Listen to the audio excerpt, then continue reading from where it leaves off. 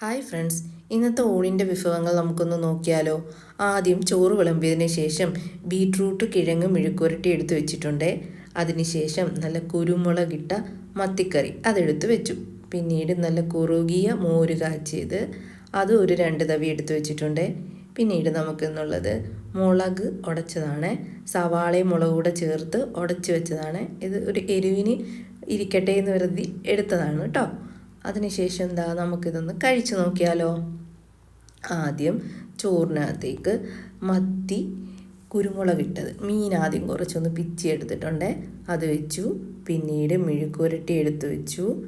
അതിനുശേഷം കുറുകിയ മോരെടുത്ത് വെച്ചു. പിന്നെന്താ, മുളക് ഉടച്ചത്, അത് ഇത്തിരി എരിവിനിരിക്കട്ടെ, അതും കൂടെ വെച്ചിട്ട് നന്നായിട്ട് കുഴച്ച് ഒന്ന് കഴിച്ചു നോക്കാം.